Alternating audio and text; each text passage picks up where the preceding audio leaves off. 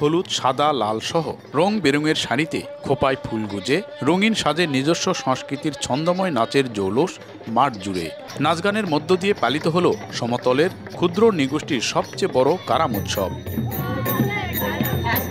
নওগাঁর মহাদেবপুর নাটশাল মাঠ জুড়ে তরুণ তরুণীদের নান্দনিক এই উৎসবের আমেজ ছড়িয়ে পড়ে, যা দেখতে ভিড় করেন হাজারো দর্শনার্থী।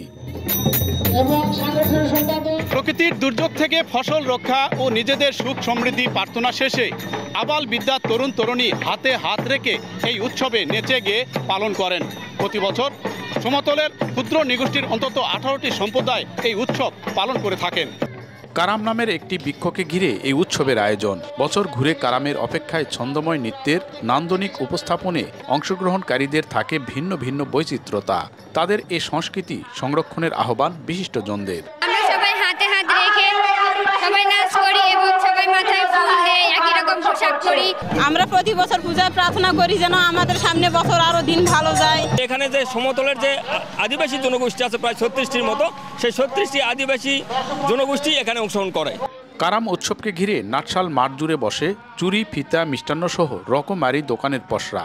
এছাড়া শিশুদের কাছে টানতে ছিল নাগরদোলার আয়োজন। আমাদের এই কারাম উৎসবটা করার উদ্দেশ্য আমাদের যে ক্ষুদ্র ক্ষুদ্র জাতি সত্তা আছে এদের নিজের ভাষাকে রক্ষা করার জন্য আমরা আদিবাসীদের প্রধান উৎসব হিসেবে আমরা মনে করি।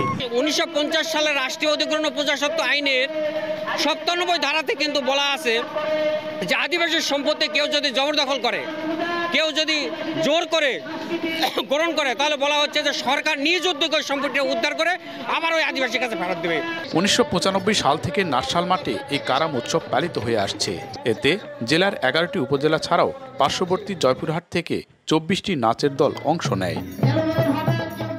এমআর রকি, সময় সংবাদ, নওগাঁ।